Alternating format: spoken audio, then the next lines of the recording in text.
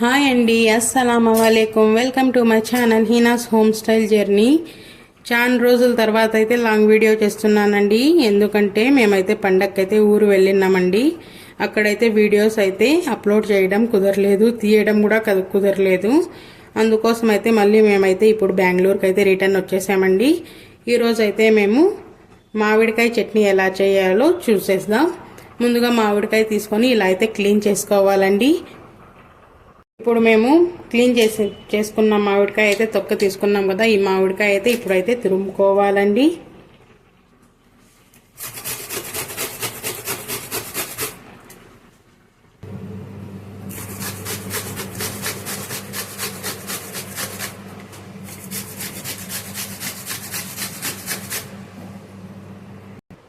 చూడండి, ఇలా అయితే తురిమి అయితే పెట్టుకోవాలండి.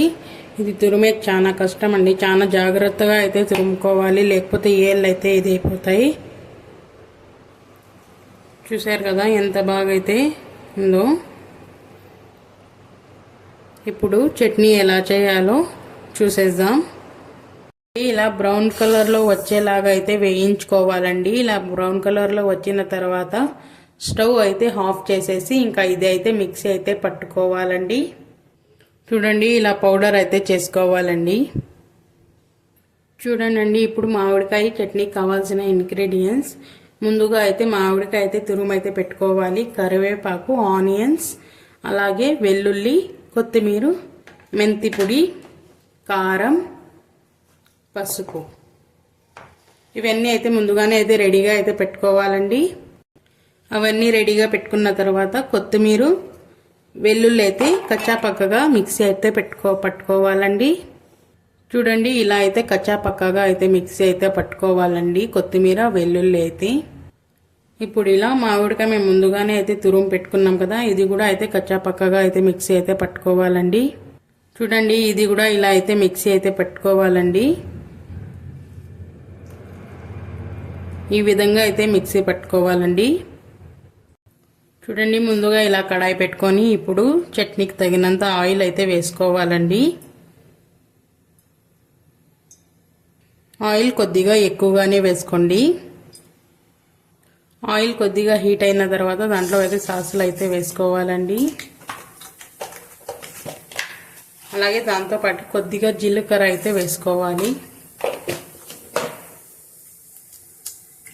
ఇవి కొద్దిగా ఫ్రై అయితే అయినిద్దాం.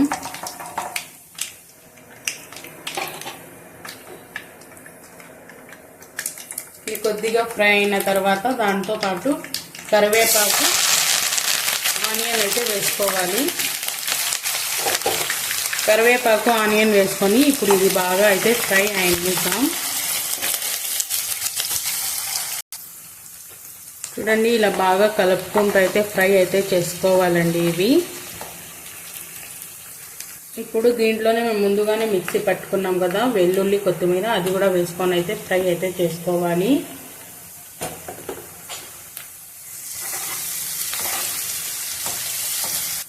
ఇలా కొద్దిగా ఫ్రై అయిన తర్వాత దాంట్లో కారం వేసుకోవాలి. రుచికి తగినంత కారం అయితే వేసుకోండి. మీరు ఎక్కువగా తినే వాళ్ళైతే ఎక్కువగానే వేసుకోండి. అలాగే దాంతోపాటు కొద్దిగా పసుపు,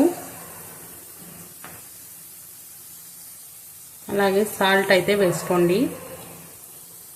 ఇవన్నీ వేసుకొని ఇప్పుడు బాగా అయితే లో ఫ్లేమ్లో పెట్టుకొని అయితే కొద్దిగా ఫ్రై అయితే చేసుకోండి. ఇది ఇలా కలుపుకుంటూ ఫ్రై అయితే చేసుకోండి.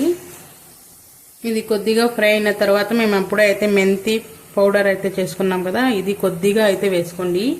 ఎక్కువగా అయితే వేసుకోకండి, మళ్ళీ చేదు అయిపోతుంది. ఇలా వేసుకొని ఇదంతా బాగా ఫ్రై అయిన తర్వాత ఇప్పుడు ఇది మామిడికాయ అయితే వేసుకోవాలి.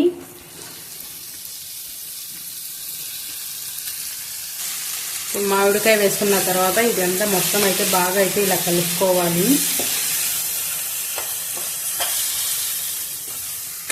మొత్తం లో ఫ్లేమ్లోనే అయితే చేసుకోవాలండి. హై ఫ్లేమ్లో పెట్టుకుంటే ఇది మొత్తం అయితే మాడిపోతుంది. అందుకోసం లో ఫ్లేమ్లో అయితే పెట్టి అయితే మొత్తం అయితే ఇది చట్నీ అయితే చేసుకోవాలండి. చూడండి, ఇలా బాగా అయితే కలుపుకోవాలి. చూడండి ఇలా బాగా కలుపుకున్న తర్వాత ఇప్పుడు ఇంకా ఇది లో ఫ్లేమ్లో అయితే దీనిపైన ఇప్పుడు ప్లేట్ వేసేసి ఒక లో ఫ్లేమ్లో ఒక 10 మినిట్స్ అయితే పెట్టేయాలండి. మధ్యలో ఒక్కసారి అయితే కలుపుకోవాలి. ఇప్పుడు ఫైనల్గా దీంట్లో సాల్ట్ అయితే చెక్ చేసుకొని సాల్ట్ కారం రుచికి తగినంత సరిపోయిందో లేదో ఒక్కసారి అయితే చెక్ చేసుకొని దీనిపైన అయితే ఇప్పుడు ప్లేట్ అయితే వేసేద్దాం. ఇప్పుడు ఇలా ప్లేట్ వేసేసి ఒక 10 మినిట్స్ అయితే లో ఫ్లేమ్లో అయితే పెట్టేద్దాం. చూడండి ఇప్పుడు మధ్యలో ఒకసారి అయితే ప్లేట్ తీసేసి ఇది కలుపుకుందాం.